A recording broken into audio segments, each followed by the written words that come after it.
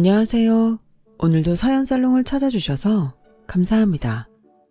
저는 불과 얼마 전에 친정 엄마를 보낸 20대 여자예요. 요즘처럼 마음이 힘들 땐 그냥 숨만 쉬고 있어도 하루가 너무 힘들었는데요. 이곳 사연들을 들으면 공감도 되고 반성도 많이 하면서 이젠 미약하지만 다시 일어설 힘을 내기로 했어요. 그러면서 저의 후회스러웠던 선택으로 인해 일어났던 일들에 대해 제 이야기를 하고 싶어졌습니다. 솔직히 이렇게라도 그 인간들이 망신을 당했으면 하는 바람도 있고요. 뭐 따지고 보면 모든 건 제 잘못에서 비롯된 거라 제가 이 글을 쓴다는 게 제 얼굴에 침 뱉길 것 같아서 많이 망설여지긴 했는데 앞으로 남은 인생은 정말 잘 살아보고 싶은 마음에 용기를 내봅니다. 저는 평범한 집에서 태어났어요. 아니, 평범하다고 생각했는데 지금 생각해보면 썩 그렇지도 못했던 것 같아요. 저희 엄마가 엄청 짠순이었거든요. 거기에 부업이면 부업, 알바면 알바, 돈 생기는 일엔 빠지는 법이 없었는데요. 한 번은 저희 엄마가 교육만 들어도 돈을 준다는 말에 혹해서 보험을 한 적이 있었어요. 결국엔 보험 영업을 시키기 위한 교육이었고 영업만 잘하면 큰 돈을 벌 수 있다는 말에 저희 엄마는 마치 사실을 공부하는 수험생처럼 그렇게 공부를 하더라고요. 그래서 결국 엄마는 보험 판매 사원 일을 당신의 업으로 하게 됐어요. 그런데요. 억척스러운 성격이긴 했지만 저희 엄마가 나름 내성적이었거든요. 지금도 그런지 모르겠지만 제가 어릴 때만 해도 보험 들라고 하면 사람들이 막 꺼려하고 그랬던 터라 내성적이었던 엄마는 남에게 보험 들라는 말을 잘 하지 못하셨던 것 같아요. 그래서 애꿎은 저희 가족의 보험을 많이 들었는데 그 뒤로 아빠와 싸우는 일이 많았어요. 결국엔 돌고 도는 거지만 매달 많은 돈을 보험료로 내야 했으니까요. 하지만 엄마는 자기가 공부한 게 아깝고 또 잘 해보고 싶다고 1년만 해보겠다고 하시더군요. 세상에 무슨 그런 일이 있는지 지금 생각해도 슬프고 황당하기만 한데요. 엄마가 보험 일을 1년 정도 했을 무렵 아빠가 대장암 선고를 받으셨어요. 저희 아빠는 당시 대기업 하청인 제조 공장에서 일을 하고 계셨는데 다른 집도 그렇겠지만 한 집안의 가장이 암에 걸렸으니 집이 뒤집어졌죠. 그때였어요. 당신 괜찮을 거야. 내가 들어놓은 보험이 많으니까 할 수 있는 건 다 하자. 당신 일 안 해도 우리 괜찮아. 그러니까 당신은 수술 받고 나을 생각만 해. 알겠어? 하지만 아빠는 이미 말기였어요. 할 수 있는 게 수술밖에 없었지만 수술로 이미 전이가 된 암을 모두 제거할 수 없다고 의사 선생님이 말씀하셨거든요. 결국 항암 치료를 해야 했고 정말 거짓말처럼 6개월 동안 아빠는 몰라보게 쇠약해지셨어요. 평소 참을성이라면 저희 아빠를 따라올 사람이 없었는데 아빠는 하루에 수십 번씩 찾아오는 통증에 하루도 온전히 편히 있지 못했어요. 진통제가 있음에도 그 정도였으니 진통제가 없었다면 상상도 하기 싫어지네요. 그렇게 아빠는 암 진단 후 7개월을 채우지 못하고 돌아가셨어요. 평소 티격태격해도 사이가 좋았던 엄마는 상심이 크셨는데 당시 저와 오빠가 초등학생이어서 엄마는 마음 놓고 슬퍼할 수도 없었죠. 그 뒤 엄마도 그렇고 저희 가족은 완전히 예전과 달라졌어요. 엄마는 보험 일을 그만두고 돈이 된다는 말에 경매 공부를 하기 시작하셨죠. 아빠가 돌아가시면서 나오게 된 보험금이 꽤 많았는데 엄마는 그 돈으로 경매에 뛰어들었어요. 주변에서는 저희 엄마가 아빠 사망 보험금으로 허튼 짓을 한다며 소곤거렸지만 저희 엄마는 아랑곳하지 않고 경매를 공부하고 매물을 연구하며 그렇게 열을 올리더군요. 결국 엄마는 각고의 노력 끝에 제가 고등학교에 들어갈 무렵 드라마에서 나올 법한 부잣집 같은 2층 전원주택을 경매로 낙찰받으셨어요. 거기에 차례차례 건물도 낙찰을 받아 임대업까지 시작하셨는데 돈을 번다고 돈을 벌면 또 경매로 건물을 낙찰받으면서 그렇게 당신의 재산을 모으셨죠. 그렇다 보니 제가 성인이 되었을 땐 엄마 앞으로 건물이 3채나 있었는데요. 덕분에 저는 경제적으로는 아쉬운 것 없이 컸고 오빠는 아니었지만 저는 엄마가 돈이 많으니 그다지 열심히 살진 않았던 것 같아요. 친구들과 어울리고 여행 가고 재미있고 낭만적인 일만 찾아다녔죠. 그러다 여행 중 남편을 만났어요. 남편을 만난 건 기차 아니었어요. 복학 전 추억을 만들기 위해 홀로 무전여행을 하고 있다고 했었죠. 무전여행이라니. 저는 여자라는 이유로 생각할 수 없는 그런 여행을 하는 남편이 멋있게 보였어요. 물론 외모도 멋있었고요. 그 후 기차에서 남편과 헤어지는 게 아쉬웠던 저는 서울에 가면 연락하자고 연락처를 주고받았고 그걸 시작으로 남편과 연애를 하게 됐어요. 남편 역시 철없지만 현실보다는 이상을 꿈꾸는 저를 좋아했고 저희 두 사람은 서로 다녀온 여행지 추억을 나누면서 그렇게 2년 넘게 연애를 했어요. 그러는 사이 전문대를 다녔던 저와 남편은 대학을 졸업했고 남편은 운 좋게 졸업하자마자 작은 회사에 취업할 수 있게 됐는데요. 문제는 저였어요. 매일 설레고 즐거운 것만 쫓던 저는 사실 성적도 그리 좋지 않았거든요. 게다가 남들 다 있다는 자격증도 없었으니 이력서를 써도 연락 오는 회사가 없었어요. 그러다 보니 저희 엄마는 그거 보라며 그러게 남들 다 취업 준비할 때 뭐 했냐며 저를 달달 볶으셨는데 남편은 유일하게 제 편에 서서 괜찮다며 저를 위로해 주었어요. 그러니 당연히 엄마보다 남편이 더 의지가 됐었죠. 그래서 이른 나이지만 남편과 하루라도 빨리 결혼하고 싶다는 생각을 했고 저희 엄마는 취업이 안 되니 결혼하려는 거냐며 허락해주지 않으시더라고요.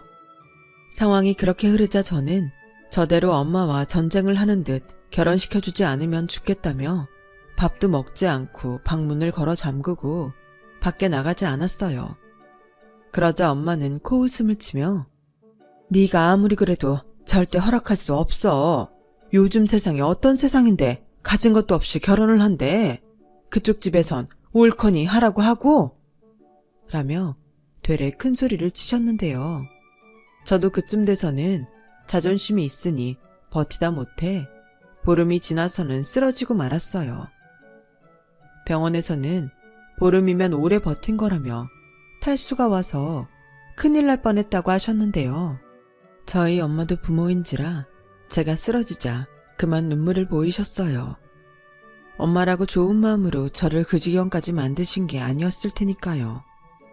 결국 엄마는 저희 뜻대로 일단은 결혼 허락을 하셨어요. 하지만 넘어야 할 산은 더 있었으니 그건 남편의 집이었고 제가 엄마와 싸우는 동안 남편 역시 허락을 받기 위해 부모님과 대립을 했는데 그건 그거대로 힘들더라고요. 그런데 남편에게 저희 엄마가 재산이 좀 있고 신혼집도 저희 엄마가 사는 집에 2층을 리모델링해서 쓰게 해주겠다는 말을 듣고 시부모님은 그제야 마음이 동하셨는지 돌연 결혼을 허락해 주셨어요. 그때는 결혼을 할 수 있다는 기쁨에 취해 시부모님이 어떤 마음으로 결혼을 허락했는지는 안중에 없었어요. 정말 지금 생각해도 타임머신이 있다면 당장 타고 가서 뜯어 말리고 싶은 심정입니다. 하지만 그때는 이제 불행 끝, 행복 시작이라고 생각했어요. 그리고 호기롭게 장담했죠. 드라마틱하게 만나 연애하고 드라마틱하게 결혼한 우리는 앞으로도 드라마틱하게 재미있게 잘 살 거라고요. 하지만 결혼은 현실이기에 정말 최악의 경험을 하게 됐는데요. 그것도 지금 생각하면 드라마틱하다면 드라마틱한 최악의 날들이었어요. 잠깐 저희 시댁 형편을 말씀드리면 시아버지는 별다른 기술이 없어 건설 현장에서 노가다를 하셨고, 저희 시어머니는 반반한 당신 얼굴 상할까 한낮에는 밖에도 잘 나가지 않는 그런 사람이었어요. 해도 잘 들지 않는 반지하에 전세로 사시면서도 마음은 늘 부잣집 사모님처럼 사셨는데, 시아버님이 시어머니라면 깜빡 죽으셨어요. 게다가 하는 일은 없지만 분에 넘치게 당신 치장하는 데는 진심이셔서 형편이 좋아질래야 좋아질 수가 없어 보였죠. 하지만 저는 그게 저랑은 상관없는 일이라고 생각했어요.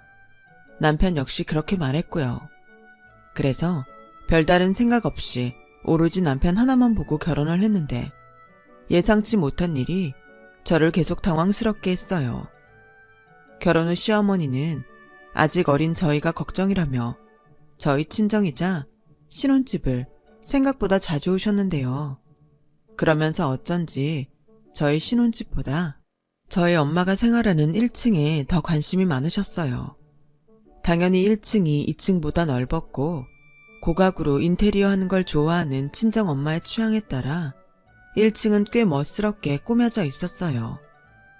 시어머니는 그게 당신 취향에 맞다며 틈만 나면 저를 보고 오셨다가 1층에 내려가 마치 당신의 집인 듯 몇 시간을 죽을 치고 있다 집에 돌아가시는데 정말 당황스럽더라고요. 그렇다고 주인 없는 집에서 이러지 말고 이제 그만 가시라는 말은 차마 하지 못했어요. 그때 당시 저희 엄마가 지방 부동산에도 관심이 많으셔서 지방에 내려가는 일이 많았고, 오빠도 대기업에 입사를 하면서 따로 나간 터라 핑계 댈 일도 없었고요. 그랬더니 점점 시어머니는 도를 넘어 아침 일찍 편하게 입을 당신 옷을 챙겨오셔서는 제가 있는 2층은 그냥 거쳐만 갈 뿐 바로 1층에 내려가 옷을 갈아입고 소파에 앉아 커피를 드시며 TV 리모컨을 꿰차고 계시는데 누가 보면 집 주인인 줄 알겠더라고요. 그래서 더는 안 되겠다 싶어 제가 말했어요. 어머니, 여기는 저희 엄마가 쓰시는 공간이니까 이제 그만 2층으로 올라가세요. 아니 왜? 2층에 너희가 살면 1층도 왔다 갔다 할 수 있는 거 아니니? 너 설마 내가 오는 게 싫으니? 난 오히려 너 편하게 있으라고 1층에 내려와 있는 건데? 아니, 저 보러 오셨다면서 자꾸 1층으로 내려가시니까 저희 엄마가 알면 기분 나쁘실 것 같고요. 어머, 별꼴이야. 너 지금 니네 집 돈 좀 있다고 나 무시하냐? 설사 니네 엄마가 알고 기분 나빠해도 넌 내 편을 들어야지. 내가 이 꼴 보려고 너희 결혼 허락한 줄 알아? 됐고, 난 여기서 저녁 1일 연속극도 다 보고 갈 거야. 그러니까 넌 저녁 준비나 해. 어머니, 그러다 저희 엄마라도 일찍 오시면요. 오면 오는 거지? 내가 남이야? 도저히 대화가 통하지 않았어요. 그러니 저는 어쩔 수 없이 남편에게 이야기할 수밖에 없었는데요. 나중에 알고 보니까 저희 엄마가 저희 부부 해먹으라고 채워놓았던 냉장고 식재료들도 시어머니가 당신 집에 가실 때 야금야금 챙겨가셨더라고요. 저는 이대로는 안 되겠다고 생각했어요. 그래서 저도 일자리를 구하러 다닌다는 핑계로 집에 있지 않았는데요. 제가 집에 없으니 당연히 시어머니도 들어오지 못하실 거라고 생각했는데, 제가 오후 늦게 집에 가보니 저희 어머니는 어떻게 문을 여시고 1층 저희 엄마 안방에서 주무시고 계시는 게 아니겠어요? 얼마나 놀랐는지 저도 모르게 큰 소리가 나오고 말았죠.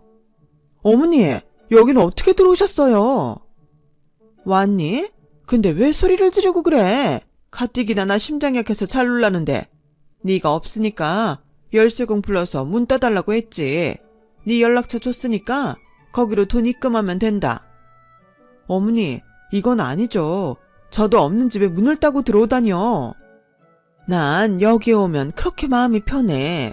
우리 집은 잠도 제대로 잘 수도 없고 오래돼서 꿉꿉한 냄새도 나는 게 피부에도 안 좋은 것 같고 영 지낼 수가 없단 말이야. 그럼 2층을 가세요. 여긴 저희 엄마 방이잖아요. 어머, 너 지금 나한테 정색하는 거니? 니네 엄마 지금 안 계시잖아. 성우가 그러는데 내일이나 오신다며. 오빠가 그래요? 그럼 여태 오빠한테 물어보고 저희 엄마 없을 때마다 오신 거예요? 그래, 나 딴 애는 남한테 피해주지 않으려고 그런 건데 무슨 문제 있니? 그때 저는 솔직히 소름이 끼쳤어요. 시어머니는 정말로 그게 아무 문제가 없다고 생각하는 그런 얼굴이었거든요. 게다가 당신 논리로는 제가 당신 아들이랑 결혼했으니 당신도 그럴 권리가 있다고 하는데, 시어머니의 다음 말이 더 가관이었는데요. 정 내가 여기 있는 게 싫으면 니네 엄마도 우리 집에 마음대로 가시라고 해. 나는 전혀 상관없으니까. 이제 할 말 다 했으면 좀 나가줄래? 얘는 사람 자고 있는데 괜히 깨워서는 가정교육을 어떻게 받은 거니? 저는 너무 화가 났어요. 남편도 용서가 되지 않았고요. 그래서 그날은 남편이 집에 오기만을 기다렸다가 당장 어머니 모시고 집에 가라고 화를 냈는데 남편이 그러더군요. 우리 엄마가 원래 이런 집에서 사는 게 꿈이셨어. 물론 점점 정도가 심해져서 나도 말씀을 드려야겠다고 생각은 했는데 주영이 네가 좀 이해해주면 안 될까? 우리 엄마가 오죽 부러웠으면 저러시겠냐? 나중에 우리 분가하면 그러고 싶어도 못하실 거야. 그럼 그냥 우리 분가하자. 원룸 월세도 난 괜찮아. 아니, 여기 리모델링 해주셔서 넓고 좋은데 원룸은 뭐하러 가? 알았어. 내가 엄마한테 잘 말씀드려서 거실만 쓰시라고 할게. 그럼 괜찮지? 뭐가 괜찮다는 건지 저는 그때 콩깍지가 비로소 벗겨진 것 같았어요. 그렇게 멋있고 낭만 있다고 생각한 남편이 뭐가 옳고 그른지도 모르는 지질이 궁상의 찌질이 같더라고요. 그날 이후 모든 게 변했어요. 낭만과 이상만 쫓던 제가 저희 엄마가 그렇게 바라던 현실에 눈을 뜬 거예요. 그리고 시어머니의 만행도 저희 엄마가 더 이상 지방에 내려가지 않게 되면서 끝이 났는데, 그러자 걸핏하면 저를 불러 이사 타령을 하셨죠. 네가 봐도 여기가 니네 집에 비하면 너무 초라하잖아. 나를 봐라. 밖에 나가면 당연하게 사모님 소리를 듣는데 내가 이런 짓고 저게 산다는 게 말이 되니?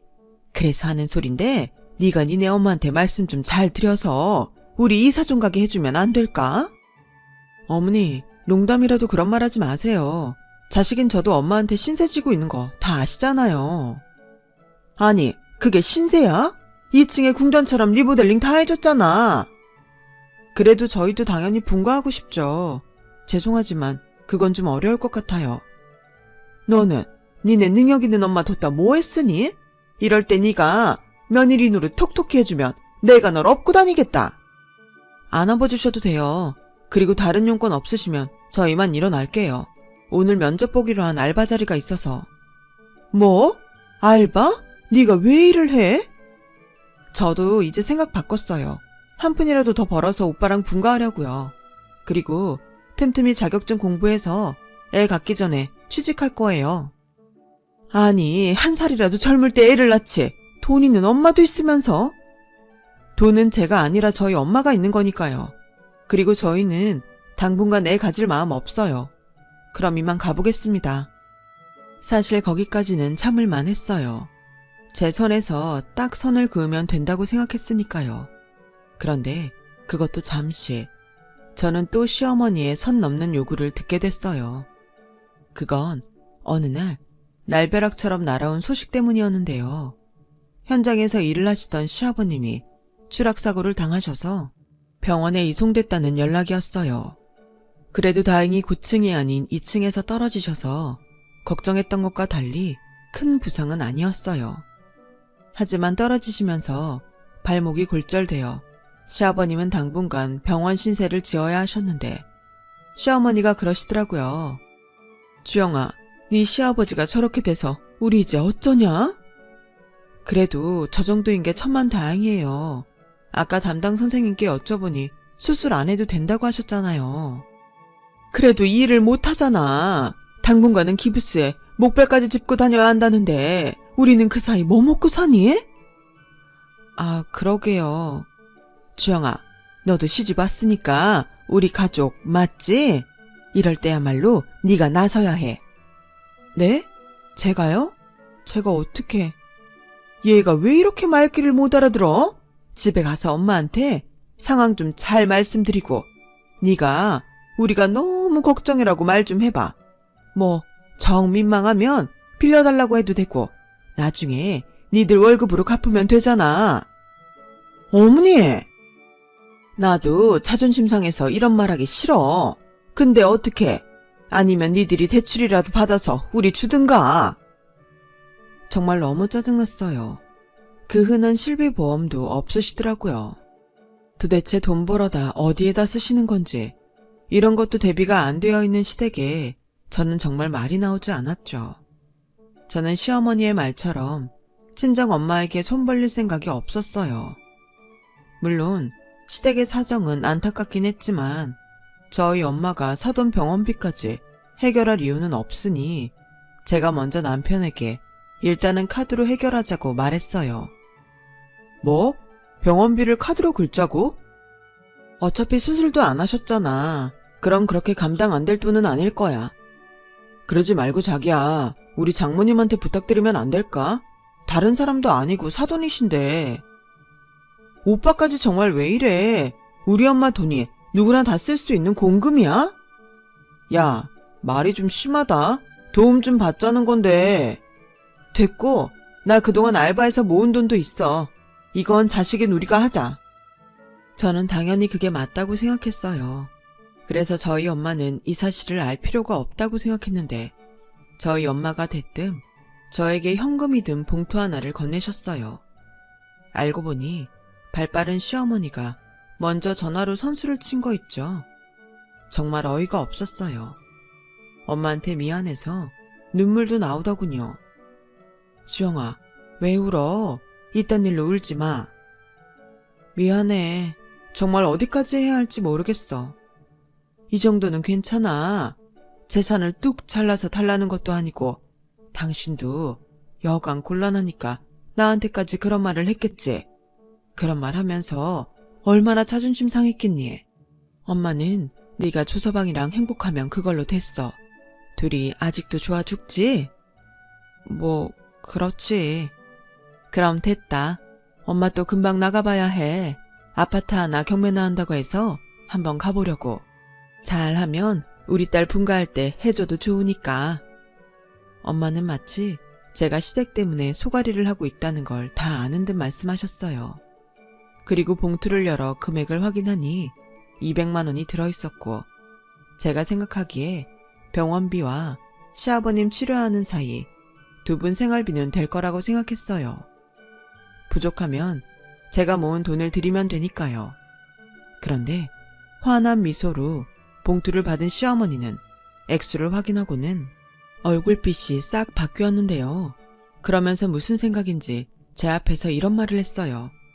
세상에 고작 200만 원? 있는 사람이 더 한다더니 니네 엄마 짠순이 맞나 보다. 성우가 그러는데 원래 사돈이 짠순이였다며. 아무리 돈을 벌면 뭐하니? 사람 본판은 안 바뀌는걸. 세상에 이 푼돈으로 뭘 하라고. 내가 그렇게 먹고 살게 걱정이라고 노래를 했는데 니네 엄마 원래 그렇게 눈치가 없니? 아니면 자기한테 돈 좀 부탁했다고 날 깔보는 거야? 어머니, 지금 그게 무슨 말씀이세요? 싫으면 다시 주세요. 저는 정말 화가 나서 드린 봉투를 다시 받으려고 했어요. 그러자 자기도 아차 싶었는지 얼른 봉투를 자기 주머니에 넣으며 어색하게 자기가 시아버님 때문에 많이 놀랐고 예민해서 그런 거라며 말을 돌렸는데 그 뒤 시어머니의 행동이 더 어이가 없었어요. 돈이 없어서 그렇다며 시아버지에게 수술할 것도 아닌데 퇴원하자고 짜증을 내시더라고요. 결국 다음날 시아버님은 통원 치료를 받기로 하고 퇴원을 하셨어요. 그리고 그날은 남편이 시아버님의 퇴원을 돕기 위해 월차를 냈는데요. 저도 그동안 쌓인 게 많아서 그런지 남편에게 짜증을 냈네요. 남편도 자기한테 왜 짜증을 내냐며 저에게 짜증을 냈고요. 둘이 깨벗고 행복하려고 한 결혼인데 이게 뭔가 처음으로 결혼한 걸 후회했어요. 하지만 제가 행복하면 됐다고 말하던 엄마 생각에 남편과 헤어질 생각은 하지 않았는데요. 그때까지는 그래도 남편과는 큰 문제가 없으니 시댁 때문에 헤어지고 싶지 않다고 생각했던 것 같아요.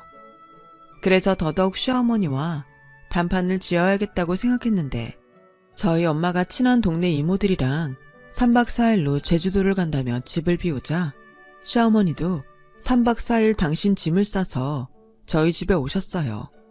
아니, 정확히 말하면 저희 집이 아닌 저희 엄마 집이었죠. 어머니, 아버님은 어쩌시고 여기로 오셨어요? 주영아, 나도 너무 힘들어. 휴가가 필요해. 원래 아픈 사람보다 옆에서 간호하는 사람이 더 힘들다. 이제 네 시아버지 목발 짚고 곧잘 다녀. 그래서 나도 여기서 좀 지내련다. 너는 신경 쓰지 말고 내려올 거 없다. 아, 여기 뭐가 맛있니? 배달 좀 시켜봐라. 근데 어쩌죠? 저희 오빠가 엄마 안 계시는 동안 오기로 했는데. 뭐? 니네 오빠가? 왜? 엄마가 자꾸 집을 비워서 좀 그렇다고 오빠한테 부탁하고 가셨대요. 오빠도 마침 휴가가 남았는데 집에서 쉬고 싶다고. 아니 왜? 다 큰 남자가 지 집 놔두고. 여기도 오빠 집이에요. 오빠 본가. 결국 시어머니는 다시 당신 짐을 싸들고 시아버님이 계시는 집으로 궁시렁거리며 돌아가셨어요. 그리고 나중에라도 제가 거짓말한 것을 들키면 안 되니 오빠에게 그간의 일을 이실직고할 수밖에 없었는데요. 박주영, 너 지금 네가 말한 게 전부 사실이야? 오빠, 3일 휴가 내는 거 어려우면 그냥 3일만 여기에서 출퇴근해. 여기에서 왔다 갔다 하는 모습 보이면 괜찮을 것 같은데. 그러게, 왜 그런 결혼을 하냐고. 엄마가 반대했을 때는 다 그런 이유가 있는 건데. 그리고 네 남편은 그걸 가만히 보고 있어? 하도 없이 살아서 그런 거니 이해해달래. 뭐? 그놈도 제정신이 아니네. 나도 알아. 그래서 아닌 건 아니라고 정리하고 있어. 그러니까 이번에 오빠가 와서 나 좀 도와줘. 내가 평생 오빠한테 아쉬운 소리 한 적 있어. 알겠어. 일단은 3일은 힘들고 2일은 휴가 내서 갈게. 네 남편한테는 내가 오늘 밤 늦게라도 집에 간다고 해. 그리고 오빠 그놈 가만 안 둔다. 너 나서지 마. 알겠어. 저는 사실 오빠가 나서면 어느 정도 문제가 해결될 거라고 생각했어요. 그리고 어느 정도는 그게 먹히기도 했는데요. 남편에게 오빠가 1층 집에 와 있기로 했다고 하자 당황한 기색이 역력했어요. 아니, 형님이 집에 왜 오시는 거야? 내가 다 말했어. 오빠는 이해해달라고 했지만 난 도무지 이해할 수 없어. 나중에 엄마가 알면 난 뭐가 돼? 그래서 미연에 방지하려고. 앞으로는 엄마가 집 비우면 우리 오빠가 와 있기로 했어. 그러니까 이젠 어머니한테 집 빈다고 말하지 마. 가만 보면 어머니보다 오빠가 더 나빠. 진짜 너무하네. 그냥 부잣집 사모님 체험하고 싶다는 건데 우리 엄마만 불쌍하다. 평생 소원이라고 했는데. 아니, 그 소원을 왜 남의 집에서 이루려고 해. 입장 바꿔서 생각해봐. 우리가 고급 아파트 사는데 우리 오빠가 이런 아파트에 사는 거 소원이었다고. 우리 없을 때 몰래 머물다 간다고 생각하면 기분 안 나빠? 기분 나빠. 그게 정상이야. 이제 이해했어? 앞으로는 이런 일 없도록 해. 알겠어. 남편은 저에게 약속했어요. 그리고 자기 집에도 자기가 말한다고 했는데 남편에게 이야기를 전해 들었는지 시어머니가 저를 밖에서 보자고 하시더라고요. 솔직히 저 불러다 화라도 내시려고 그러나 생각했어요. 그래서 이참에 나도 할 말은 하자 라고 생각하고 나갔는데요. 시어머니는 저의 예상과는 달리 한껏 미소를 지으며 고상하게 저를 기다리고 계셨어요. 우리 주영이 왔니? 너 좋아하는 걸로 시켜. 여기 커피향 진짜 좋다. 어머니, 저 부르신 용건이 뭐예요? 너는 무슨 애가 그렇게 급해? 커피 한 잔 음미할 시간도 없어. 다른 건 아니고 내가 성우 말 듣고 곰곰이 생각했는데 그동안 내가 참 염치가 없었다 싶어. 아들 처가살이 하는데 엄마라는 여자는 생각도 없이 그 집에서 사모님 체험이나 했다니 내가 낯이 뜨겁더라. 미안하다. 이제라도 알아주셨다니 제가 더 감사해요. 저희가 열심히 벌어서 어머니 좋은 집으로 이사할 수 있게 노력할게요. 어머, 얘 말하는 것 좀 봐. 내 말이 그 말이야. 근데 니들이 벌어서 우리 이사시켜주는 거 너무 오래 걸리지 않겠어? 우리 전세 계약도 끝나가고. 그러지 말고 분가하고 싶다고 엄마한테 말해봐. 이왕이면 큰 아파트로 해달라고 해. 나중에 애 낳고 키우려면 이사 다니기 힘들어. 그럼 내가 거기서 니들이랑 살면서 살림도 해주고 손주도 돌보면 되지. 내가 진작에 이런 생각을 해야 했는데. 그리고 가만 생각해보니까 주영이 너한테도 그만한 게 없더라. 우리 주영이가 아빠가 일찍 돌아가셨잖아. 그럼 아빠 사랑도 오래 못 받았을 텐데 이참에 아빠 그늘에 사는 것도 좋지 않아? 저는 하도 기가 막혀서 헛웃음이 났어요. 하지만 시어머니는 저의 헛웃음을 자기 뜻에 동조한다고 생각한 듯 잔뜩 기대에 부풀었는데요. 저는 속으로 그건 뭐 아빠 체험인가요? 라는 말이 목구멍까지 올라왔다가 겨우 참아냈어요. 그리고 잘됐다고 생각하고 이참에 하고 싶은 말을 쏟아내려고 하는데 오빠에게서 전화가 오더라고요. 오빠, 나 지금 좀 바쁘거든? 나중에. 주영아, 너 지금 당장 땡땡 병원으로 와. 상황이 많이 심각해. 무슨 소리야? 오빠 어디 아파? 내가 아니고 엄마가 쓰러졌어. 근데 병원에 와보니까 상태가 너무 안 좋아. 지금 당장 와. 오늘 밤이 고비래. 저는 머릿속이 하얗게 되는 것만 같았어요. 시간이 없다니. 그러고 보니 요즘 도통 엄마가 너무 바빴던 게 생각이 났고 저는 저를 덮쳐오는 무서운 생각에 시어머니고 뭐고 냅다 오빠가 말한 병원으로 택시를 타고 갔어요. 사실 그때까지도 잘 실감이 나지 않았는데 오빠가 오라는 병실로 가보니 숨이 덜컥하고 쉬어지지 않더군요. 저희 엄마가 인공호흡기를 끼고 힘들게 숨을 쉬고 계셨어요. 엄마가 그동안 많이 아팠나 봐. 우리 걱정할까 봐 말도 제대로 못하시고 지방 간다고 여행 간다고 그러신 게 사실은 병원에 있던 거였어. 아니 왜? 오빠랑 내가 있는데 왜 우리 엄마가 혼자서 병원에 있어? 그러게 말이다. 나라도 자주 전화하고 챙겼어야 했는데 이런 줄도 모르고.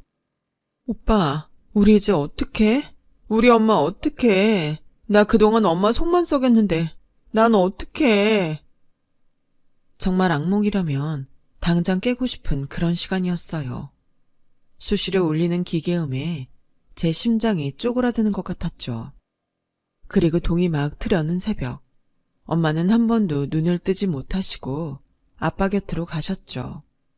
뒤늦게 연락을 받고 온 남편은 내내 제 옆을 지키다 제가 엄마의 사망 선고를 듣고 쓰러지니 저를 병실로 옮겼는데 정신을 차리고 일어나니 제 앞엔 검은 상복이 놓여 있더군요. 꿈이길 간절히 바랬는데 꿈이 아니었어요. 그리고 상복이 있다는 건 장례식장에 가야 한다는 거였는데 정말 가기 싫더라고요. 거기 가면 정말로 엄마가 제 곁에 없는 것 같아서 그걸 실감하고 싶지 않았어요. 하지만 저는 가지 않을 수 없었죠. 거기엔 저만큼 힘든 오빠가 그 자리를 홀로 지키고 있을 테니까요. 저는 떨어지지 않는 걸음으로 병원에서 얼마 떨어지지 않은 장례식장으로 갔고 많은 손님 가운데 불행한 사람은 저랑 오빠밖에 없는 것 같더군요. 오빠는 빈소 앞에서 멍하게 앉아있다가 이내 저를 보고 괜찮다는 듯 옅은 미소를 지었어요. 늘 저에겐 한심하다며 혼만 내던 오빠였는데 그때는 오빠가 참 어른처럼 느껴지더군요. 그리고 부들부들 떨리는 손으로 제 손을 잡아줬는데 저도 모르게 오빠 손을 꽉 잡았어요. 이젠 이 세상에 오빠랑 저 둘밖에 없다는 생각이 들어 저도 오빠에게 힘이 되어주고 싶었죠. 그런 가운데 남편은 뭐가 그리 바쁜지 전화통에 불이 났고 나중에 남편 손님이 그렇게 많이 왔다는 걸 방명록을 보고 알았네요. 그리고 남편은 회사 사람들은 물론이고 친구들까지 죄다 불렀다고 했는데 엄마의 발인이 있던 날 남편은 이미 자기 친구들에게 말해놨다며 저희 엄마의 관을 들어줬어요. 그 순간은 남편도 가족이라고 고맙고 의지가 되더라고요. 그런데 한편으로는 장례식장에 오지 않는 시부모님이 이상했어요. 남편은 시아버님이 아직은 거동하는 게 부자연스러워서 못 오시는 것 같다고 했지만 그게 이유가 될 순 없다고 생각했죠. 그렇게 저희 엄마 돈을 바라더니 정작 이런 날은 코빼기도 비추지 않는다니 저는 더욱 시어머니가 실망이었고 싫었어요. 그러면서 자연스레 이런 결혼을 해서 엄마 속을 썩인 게 죄송하기만 했는데 발인이 끝나고 남편과 힘들게 집으로 돌아오니 시어머니가 저희 집 1층에서 저를 기다리고 계셨어요. 참 뭔가 분위기가 달라져서 이상하다고 생각했는데 시아버님도 저희 집 1층 소파에 앉아 계시더군요. 저는 너무 황당해서 왜 여기에 계시냐고 물었는데요. 시어머니가 이렇게 말씀하셨어요. 우리 며느리가 이렇게 힘든데 내가 옆에 있어야지. 우리 아예 여기로 이사했다. 전세 계약이 끝나서 그냥 다른 데 갔니? 여기로 오는 게 낫지. 니들 돌아왔을 때 허전하면 엄마 생각이 더 날 텐데. 내가 또 그 꼴은 가슴 아파서 못 보지. 뭐라고요? 지금 누구 허락받고 이사를 했다는 거예요? 여기 저희 엄마 집이에요. 어머 깜짝이야. 얘는 왜 소리를 지르고 그래? 나도 알아. 여기 아직은 니네 엄마 집이지. 근데 이제 니네 엄마는 고인이잖아. 귀신이 여기 와서 사는 것도 아니고 집 오래 비워두면 못 쓰는 거고. 그래서 겸사겸사 나는 너 생각해서 힘들게 이사까지 마쳤는데? 당장 나가세요. 당장 짐 다 빼시고 원상복귀 하시라고요. 제가 그 속을 몰라요? 이사 타령하시더니 저희 엄마 돌아가셨다는 말에 좋다고 이사 오신 거잖아요. 어머, 얘 말하는 것 좀 봐. 너, 내가 지금 굉장히 많이 봐주고 있다. 이제 너한테 부모는 우리밖에 없어. 너, 나나니 시아버지한테 잘해야 해. 그리고 말 나온 김에 마저 말하자면 너 마음 추스르는 대로 분가해라. 부모 도움 받는 것도 한두 번이지. 니들도 니들 힘으로 살아봐야 하지 않겠어? 대신 여긴 우리가 쓰마. 정말 뻔뻔해서 소름이 끼치네요. 그렇게 저희 엄마 재산 탐내더니 이렇게 이 집을 꿀꺽 하시려고요? 누구 맘대로요. 좋은 말로 할 때 저 허접한 짐 싸들고 나가세요. 여기가 어떤 집인데 당신들이 쓴다는 거야? 뭐? 당신? 주영아, 너 말이 너무 심한 거 아니냐? 심해. 너야말로 그 주머니에 든 거 뭐냐? 아까부터 굉장히 눈에 거슬렸는데 설마 그거 부의금 봉투냐? 아, 이거 오해하지 마. 이거 내 손님이 내고 간 봉투야. 나 때문에 들어온 봉투니까 내가 챙겼지. 나 참 기가 막혀. 넌 우리 엄마 장례식장에서 장사를 했구나. 됐어. 다 나가. 우리 엄마 집에서 싹 다 꺼져. 어머, 너 말 다 했니? 꺼지라니. 내가 지금 잘못 들은 거지? 그리고 먼저 살던 집도 이미 다른 사람이 이사 들어왔어. 우리 갈 곳도 없단 말이야. 전세 보증금으로 여기 가전제품 싹 다 바꿔서 우리 돈도 없어. 그럼 우리 보고 지금 길바닥에 나앉으라는 거야? 길바닥에 나앉든 어디 여관을 가시든 제가 알 바 아니죠. 뭐야? 너 내가 좋게 봐주려고 했는데 안 되겠구나. 순간 시어머니의 손이 제 머리 위로 한껏 올라갔어요. 그리고 타이밍도 좋게 저희 오빠가 변호사님과 함께 집으로 들어왔는데요. 멋쩍은 시어머니가 당신 손을 냉큼 치우더군요. 저는 그런 시어머니를 죽일 듯 노려봤어요. 그러자 시어머니와 남편은 그런 저의 시선을 피했는데 저희 친오빠도 집이 좀 이상한 걸 알아채고 한숨을 쉬더군요. 오빠는 엄마가 변호사를 통해 남겨둔 유산에 대해 저와 함께 들어야 해서 왔다고 했어요. 엄마의 재산이 좀 많기도 해서 정리하려면 시간이 꽤 걸린다고 했는데 저도 오빠도 엄마의 재산보다 엄마가 남겼다는 유언장이 더 궁금했어요. 재호야, 주영아, 지금쯤 얼마나 놀랐을까? 이 글을 쓰는 지금 엄마 마음이 미어진다. 우리 아들, 딸, 아빠 없이 잘 커져서 엄마는 내내 고마웠어. 공부 잘하고 든든한 멋진 우리 아들. 세상에서 가장 예쁜 엄마 딸.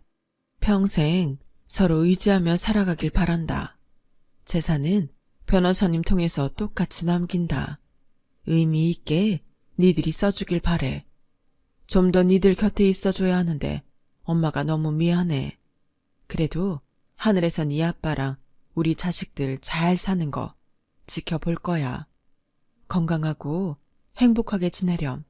사랑한다, 내 아가들. 저는 오빠와 한동안 고개를 들지 못할 정도로 울고 또 울었어요. 한편 주방에서 저희 모습을 숨죽여 보던 그 사람들은 그래서 재산이 어떻게 나누어졌는지 궁금해했고 참다 못한 시어머니가 변호사에게 조심스럽게 다가가더니 저랑 저희 오빠가 다 듣고 있는데도 뻔뻔하게 이렇게 묻더군요. 그래서 우리 며느리가 받게 된 재산은 어떤 거예요? 이 집은 우리 며느리 주는 거 맞죠? 아, 세금이 얼마나 나오려나?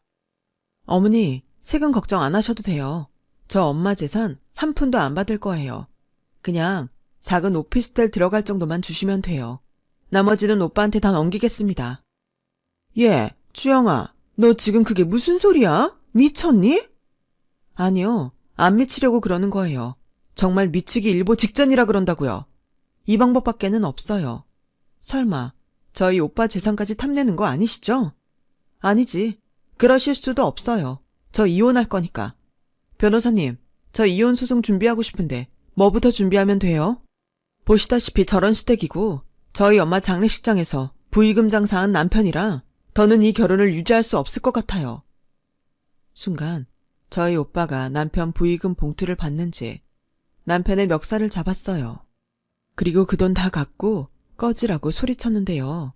남편이 기가 팍 죽어서 2층으로 도망간 거 있죠. 그리고 일사천리로 오빠는 사람을 불러 그 사람들의 짐을 몽땅 밖으로 내보냈어요. 당신들이 산 새 가전도 그냥 깨끗하게 같이 내어드렸는데 이러는 법이 어딨냐며 시어머니가 밖에서 고래고래 소리를 지르셨어요. 내내 고상한 척은 혼자 다 하더니 어찌나 욕도 잘하고 앙칼지게 쏘아붙이는지 결국 이웃 주민의 신고로 경찰이 와서야 잠잠해졌네요. 그리고 2층으로 도망간 남편도 저희 오빠가 올라가서 처리를 했는데요. 오빠는 전세 보증금 정도 만들어줄 테니 복잡하게 하지 말고 저랑 합의 이혼하라고 한 모양이었어요. 그래도 저를 사랑했다면 저희 오빠 앞에서 빌었을 텐데 그놈은 전세 보증금이라는 말에 알겠다며 각서까지 지 손으로 썼더라고요. 합의 이혼 후 다시는 저를 찾아오지 않고 엮이지 않겠다고요. 그렇게 저는 오빠의 도움으로 쓰레기 같은 결혼 생활을 정리할 수 있었어요. 그리고 모든 것이 정리된 후엔 오빠는 엄마의 뜻대로 재산을 나누고 싶다고 했는데요. 왜? 난 진짜 괜찮은데 오빠가 그 인간한테 전세 보증금도 줬잖아. 오빠 그 정도 능력 있어. 그리고 이혼 소송이 얼마나 힘든데 내 친구는 그거 하다가 탈모까지 왔는걸. 그 정도면 싸게 떼운 거야. 그리고 앞으로 세상이 얼마나 험한데 네 앞으로 뭐라도 있어야지. 난 어쩐지 그거 받을 자격이 없는 것 같아. 오빠는 아니지만 난 살면서 엄마한테 불효만한 자식이잖아. 네가 무슨 불효만해. 엄마가 나 독립할 때 그랬어. 너 있어서 괜찮다고. 세상에서 딸 없으면 어쩔 뻔했냐고. 목욕탕도 같이 가고 잔소리할 딸이 있어서 엄마는 매일이 신난다고 했어. 그러니까 그냥 우리 엄마가 주신 대로 감사히 받자. 그리고 앞으론 오빠가 엄마 대신 아빠 대신 할게. 뭐야, 그럼 장가도 안 가고 평생 나랑 살려고? 됐네요. 오빠도 얼른 좋은 사람 만나서 장가 가. 나도 조금만 아프다가 일어날게. 앞으론 정말 열심히 살고 잘 살 거야. 좋은 사람이 될 거야. 장하다 내 동생. 저는 그렇게 오빠에게 약속한 대로 그런 사람이 되기 위해 매일 노력하고 있어요. 요즘은 직업학교도 다니고 있고 주말이면 오빠랑 등산도 다니고 자전거도 타면서 전에 없던 우애를 다지고 있어요. 이런 모습을 엄마가 살아계실 때 보셨다면 참 좋았을 텐데 깨달음은 애석하게 늘 한 발짝 늦는 것 같네요. 그래도 저는 앞으로는 같은 실수를 하지 않도록 예전과는 다른 인생을 살려고 노력하고 있어요. 이혼하고 시어머니는 결국 또다시 반지하 생활로 돌아가셨는데 남편이 저희 오빠가 준 보증금을 갖고 잠적해버렸다고 하더라고요.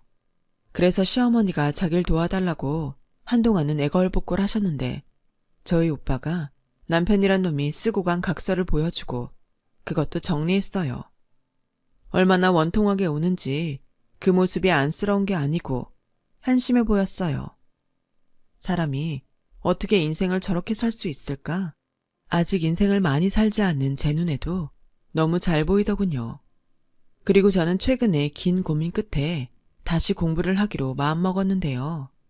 시간을 돌릴 수는 없지만 지금이라도 저의 남은 인생을 위해 예전에 허투루 썼던 그때로 돌아가 최선을 다해볼 생각입니다.